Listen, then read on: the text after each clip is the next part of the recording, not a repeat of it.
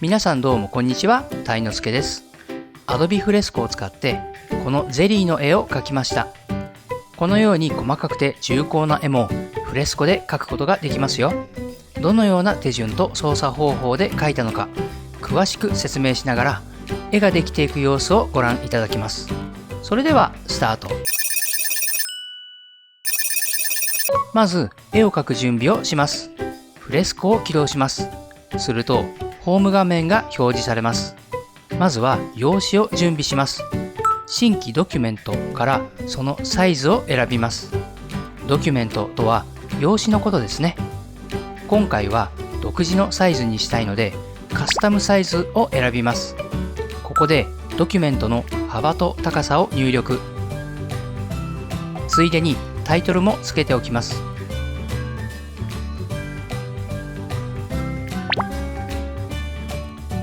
これで絵を描く準備ができました。ここにレイヤーがあります。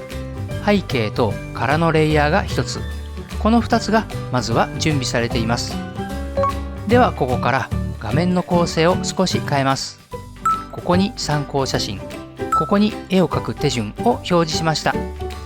参考写真にはグリッドが配置されています。これと同じグリッドをドキュメント上にも配置します。配置から写真を選びます。するとこのタブレットに保存されている写真にアクセスできます。ここにグリッドを保存しておきました。それを選択するとドキュメント上に配置することができます。グリッドは新しいレイヤーとして配置されました。ではまず下書きから描いていきます。ブラシを選びます。ピクセルブラシのスケッチから鉛筆を選びます。色を選びます。下書きを描くレイヤーを選んで絵を描き始めます。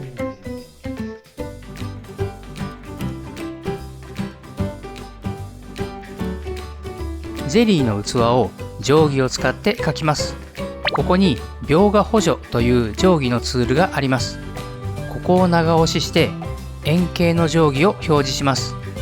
適当なサイズに調整します。新しいレイヤーを出して鉛筆の色を変えて定規をなぞると楕円ができました。このレイヤーには楕円だけが描かれています。このレイヤーを複製します。新しいレイヤーに複製された楕円ができました。この楕円を変形させます。拡大縮小回転ツールで適当な大きさに調整します。器の縁を作っているんですね。調整したら完了をして形を確定させます。調整した楕円のレイヤーを元の楕円のレイヤーと結合します。下のレイヤーと結合をクリック。器の縁のレイヤーができました。では下書きのレイヤーに戻って下書きを書き進めます。私はこの鉛筆ブラシをかなり多用します。書き心地がとても良くて本物の鉛筆で描いている感覚にかなり近いです。お絵描き初心者の方やこれからフレスコを使ってみようという方はまずはこの鉛筆ブラシを使ってみることをお勧めします。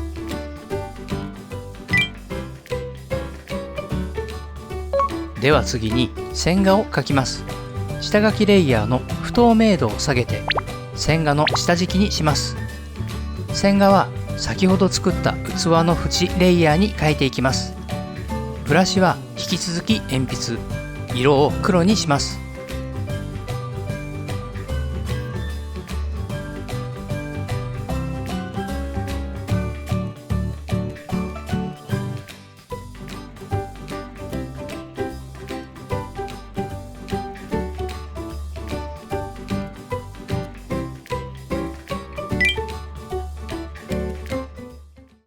色の下塗りをします。線画のレイヤーとグリッドのレイヤーの不透明度を下げます。線画レイヤーの下に新しいレイヤーを出します。ブラシは汎用からハード円を選びます。色を選んでブラシのサイズを調整します。まずは周囲をぐるりと取り囲むように描きます。できたので塗りつぶします。塗りつぶしツールを選んで、ぐるりと取り囲んだ中をタップします。境界線が曖昧になっていますね。カラーマージンを高くすることで、しっかりと塗りつぶされた状態になります。ではもう少し色を足していきますが、効率を良くするために、このレイヤーの透明度をロックします。これは何かというと、このレイヤーの色がついている部分以外のところは透明なんですね。その透明な部分をロックするということは、透明な部分には絵が描けない、つまりはみ出さないということなんです。これではみ出すことを気にせずに効率的に絵が描けるということになります。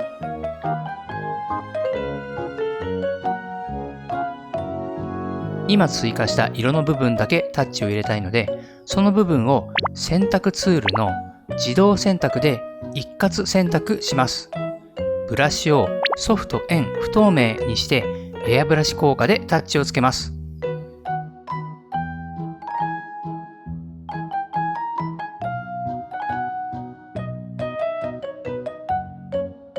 黒い背景を作ります。新しいレイヤーを出して塗りつぶしツールで黒くします。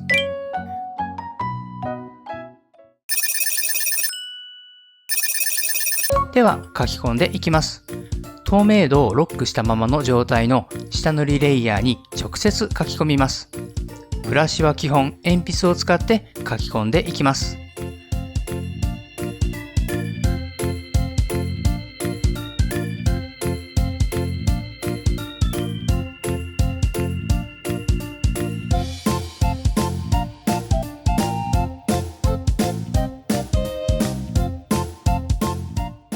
しばらく早回し映像でご覧いただきましたが、ここで実際に書き込んでいる様子をご覧いただきます。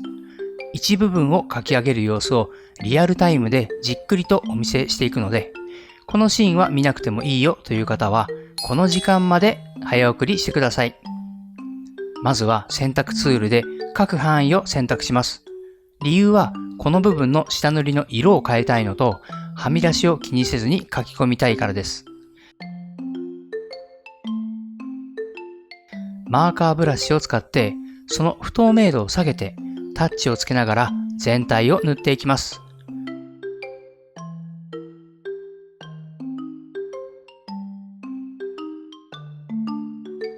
色選びですが、毎回パレットで色を作らずに、周囲にある色を指先で拾って選んだりもします。欲しい色を指先でタッチして長押しすると、その色が選択できるんですね。またご覧のようにちょくちょくペンを止めながら書いているのがわかります。これ何かというと、この止まっている時間に参考写真をじっくり見ているんですね。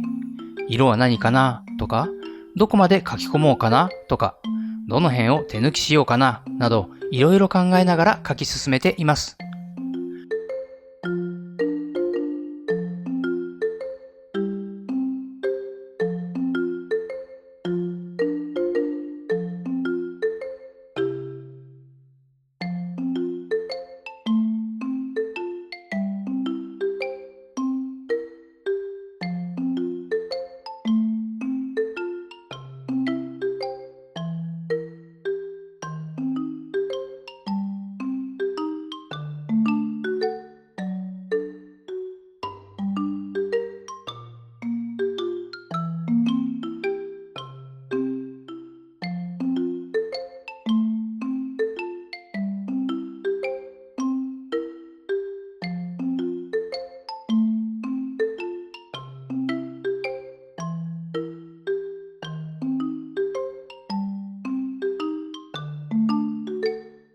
今、艶の部分を描き始めました。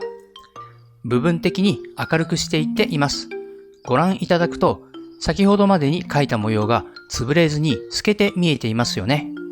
描いた模様や色合いを残したまま明るくしていくこの方法ですが、私はよくやります。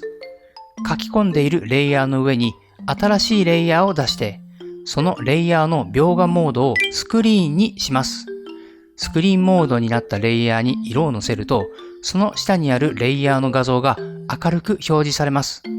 このようなハイライト表現をするときにとても役立ちます。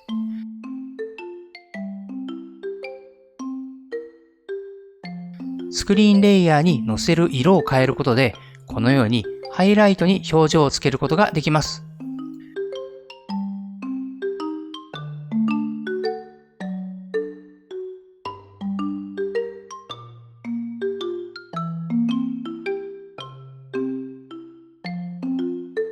では、早回し映像に戻して書き込みの様子をご覧いただきます。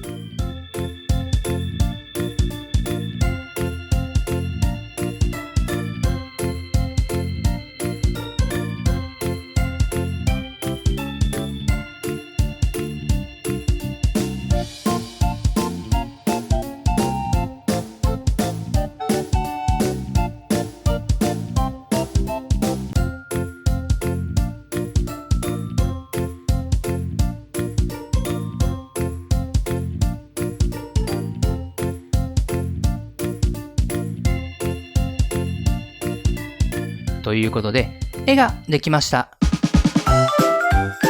いかがでしたか？フレスコを使ってリアルな絵を描く様子をご覧いただきました。タブレットを使ったお絵描きは最近特に人気が高まっています。いろいろなソフトがあって、それぞれに特徴があります。それらのソフトをどういう基準で選べばいいのか難しいですよね。私は Adobe Fresco をおすすめします。大きな理由は無料ということですね。この超高機能なソフトが機能制限なく、広告表示もなく無料で使えます。これってすごいことですよね。この動画が面白かった、ためになったと思ったら、ぜひ高評価をお願いします。応援してもいいよという方はチャンネル登録もお待ちしていますね。それでは最後までご視聴ありがとうございました。